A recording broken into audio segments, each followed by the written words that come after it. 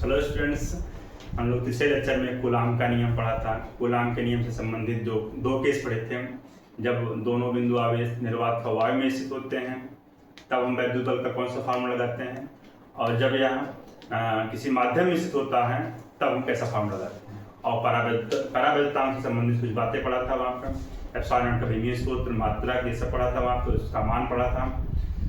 अब हम पढ़ते हैं जो है कि कूलाम के नियम से संबंधित कुछ महत्वपूर्ण बातें।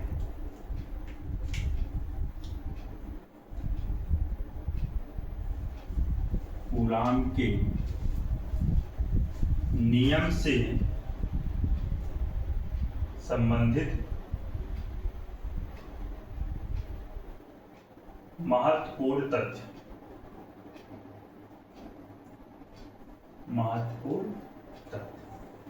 पहला पॉइंट हम ये पढ़ते हैं तो देख रहे होंगे हम, जब केस 1 में लिखा था जो है k बराबर 1/4 उससे पहले लिखा था प्रयोगों द्वारा जो है। तो कूलाम का नियम एक प्रायोगिक परीक्षणों पर आधारित है। यह नियम का मतलब कूलाम नियम, यह नियम प्रायोगिक परीक्षणों पर आधारित है। परीक्षणों पर आधारित है। दूसरे पॉइंट हम ये पढ़ते हैं कि यह सिर्फ केवल बिंदु आवेशों के लिए ही सत्य है। यह नियम मतलब कूलाम का नियम केवल बिंदु आवेशों के लिए ही सत्य है। बिंदु आवेशों के लिए ही सत्य। तीसरा पॉइंट, यह नियम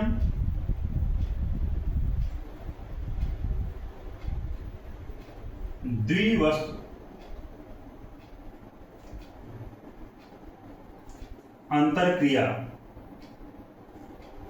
अर्थात टू बॉडी इंटरेक्शन,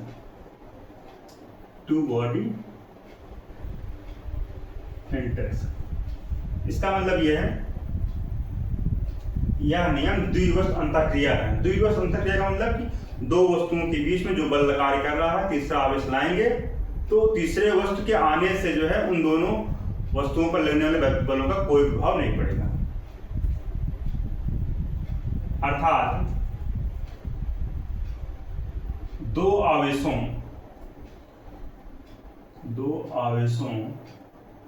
के बीच लगने वाला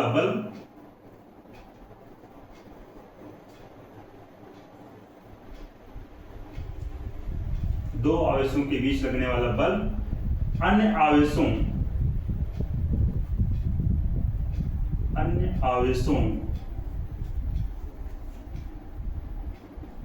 की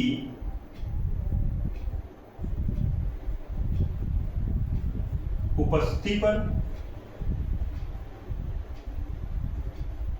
कोई प्रभाव नहीं पड़ेगा। कंडीशन ये है कि दो आवेशों के बीच दूरी नियत है। दो आवेशों के बीच दूरी नियत। अगर दो आवेशों के बीच की दूरी फिक्स है, उस कंडीशन में दो आवेश हैं हमारे Q1 Q2, इनके बीच जो वैद्युत बल लग रहे हैं आकर्षण बल, अगर हम तीसरा आवेश एक कैपिटल Q रख देते हैं यहाँ पे बीच में ला करके, तो इस आवेश के आने से इन दोनों आवेशों पर लगने वाले वैद्युत बलों पर कोई प्रभाव नहीं पड़ेगा। जो बल पहले से लग रहा था, तीसरे आवेश के आने पर भी जो है वही बल कार्यरत होगा।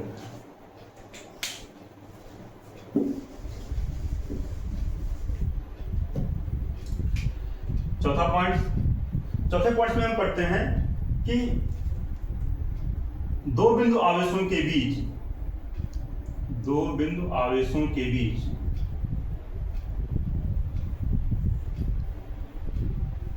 लगने वाला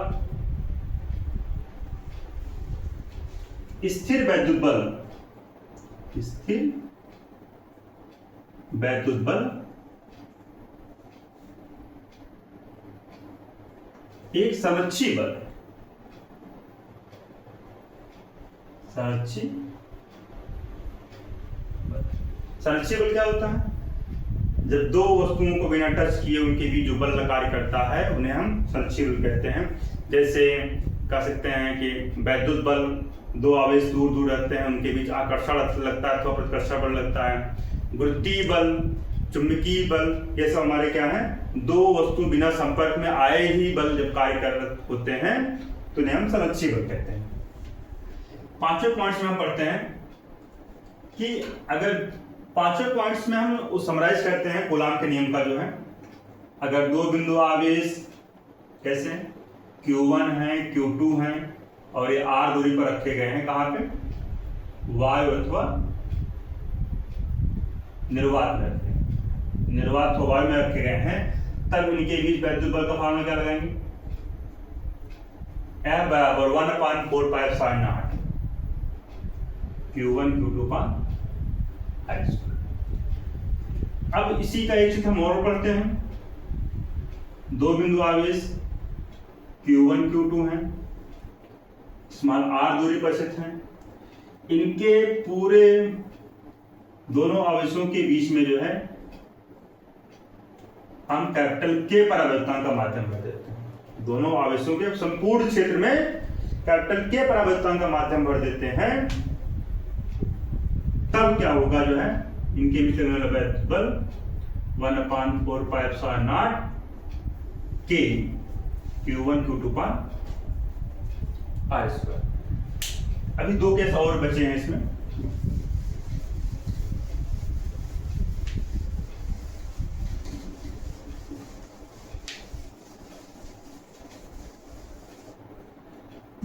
अभी यहां पे हम देख रहे हैं, पहले केस में ये देखें कि दो आवेशों के बीच में संपूर्ण क्षेत्र में जो है निर्वात अथवा वायु भरा था, तब हम स्थिर वैद्युत बल हमारा क्या था जो है, जब दोनों आवेशों के बीच संपूर्ण क्षेत्र में कैपिटल K परावर्तन का माध्यम भरा हुआ था, तब हम वैद्युत बल का फॉर्मूला क्या लिखते थे जो है। एक केस आता है तीसरा केस में। अब हम कुछ आंशिक क्षेत्र में जो है, कुछ आंशिक क्षेत्र में दोनों आवेशों के बीच की दूरी r है, इस आंशिक क्षेत्र में परावर्तनांक K हम भर रहे हैं, जिसकी मोटाई क्या है? Small t। तब हम इनके बीच कैसा वैद्युत बल का फॉर्मूला प्राप्त करेंगे? F बराबर 1/4πε0 Q1 Q2 पान Q1 Q2 पान। अब हम देखेंगे कितना भाग जो है हमारा वायु में है। अगर पूरा दूरी r है, माध्यम का परावर्तनांक की मोटाई जो है t है, तो शेष कितना भाग होगा? r में से t घटा देंगे, r माइनस t भाग जो है हमारा ये वायु है। परावर्तनांक में कितना है? परावर्तनांक के लिए जो है हम लिखेंगे t√K का स्क्वायर। तो इस प्रकार से हमारा जो है, जब दो आवेशों के बीच में आंशिक रूप से परावर्तनांक वाली पट्टी कोई भरी होगी जिसकी चौड़ाई जो है स्मॉल t होगी, उसके लिए हम ये फॉर्मूला लगाएंगे। एक लास्ट केस आता है, जब दो बिंदु आवेशों के बीच में Q1 और Q2 के बीच में दूरी r है, अभी भी यहाँ पे हम दो पार्ट में दो प्रकार की पट्टी भरते हैं। एक में Q1, दूसरे में K2।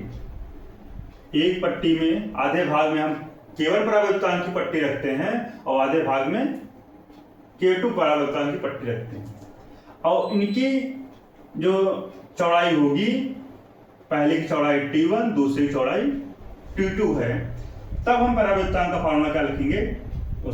वैद्युत बल का फॉर्मूला लिखेंगे 1/4πε0 Q1 Q2 पान।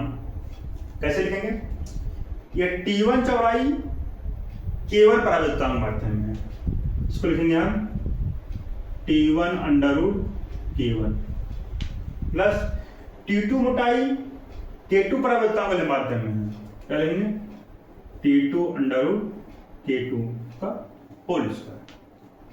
तो इस प्रकार से हमारा कूलाम के नियम से संबंधित इतनी सारी महत्वपूर्ण बातें थी जो हमें आंकिक प्रश्न में हल करने में सुविधाजनक होंगी।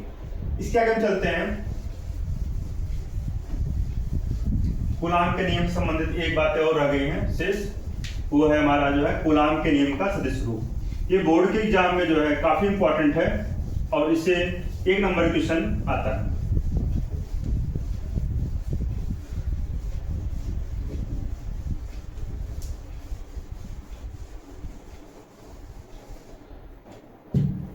लास्ट टॉपिक देखते हैं, कूलाम के नियम का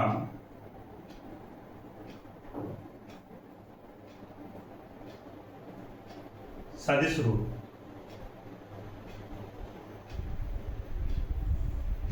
कूलाम के नियम का सदिश रूप। एक हम ग्राफ ड्रा करते हैं, एक्स एक्सिस, ये वाई एक्सिस, मूल बिंदु, 2 बिंदु आवेश हैं, एक है Q1, दूसरा है Q2। पहले बिंदु आवेश की जो है मूल बिंदु O के सापेक्ष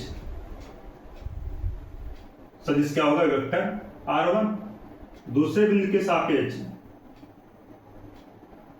दूसरे आवेश से स्थित सदिश वेक्टर R2। यह है वेक्टर R1, यह है वेक्टर R2।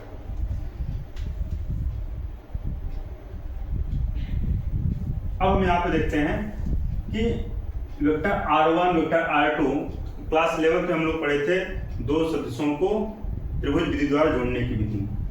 तो अगर हम यहाँ पे होगा R12 कैप और ये होगा R21 कैप। अब यहाँ पे वेक्टर R12 कैसे निकालेंगे? हम लोग क्लास 11 पढ़े थे, विस्थापन सदिश पढ़े थे। वहां पर विस्थापन सदिश क्या होता है? अगर वेक्टर R12 लिखा हुआ है तो इसका मतलब क्या हुआ, R2 minus R1, vector R2 minus vector R1। अगर वेक्टर R21 लिखा हुआ है तो ये होता है vector R1 minus vector R2। अगर हमारा वेक्टर R कैप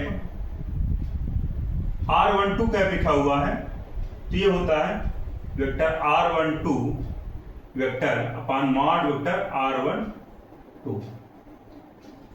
और हम जानते हैं कि इनके बीच की दूरी क्या है, ये स्मॉल r है। तो इसका जो परिमाण होगा वेक्टर R12 का परिमाण होगा वेक्टर R12 अपान R। तो R12 कैप की जगह पे हम जानते हैं ये हमारा है यूनिट वेक्टर, एकांक सदिश कहते हैं, जिसको हम दिशा को व्यक्त करते हैं। Q1 से जो है लगने वाले बल की दिशा को व्यक्त करता है। तो इसी प्रकार जो है R21 कैप में जो है वेक्टर R21 बटे मॉड वेक्टर R21 बराबर वेक्टर R21 वेक्टर बटे R वेक्टर। अब हमें कूलाम का नियम जब लिखेंगे इनके बीच जो है कैसे लिखेंगे, वेक्टर F12 क्या है?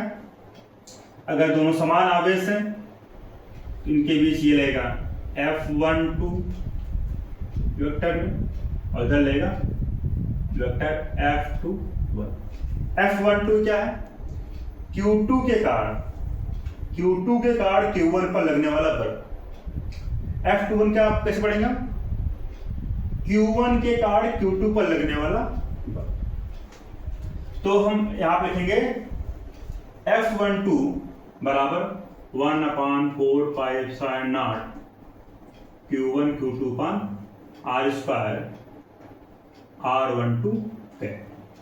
इतना लिख देंगे तब पर हमारा कूलाम का नियम के सदिश रूप का एक नंबर का फिक्स हो गया।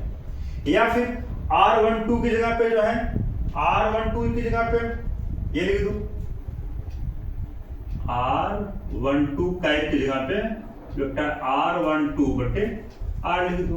जब इसको लिखोगे क्या आएगा, वेक्टर F12 बराबर 1/4 pi epsilon not Q1 Q2 upon R square into vector R12 upon R।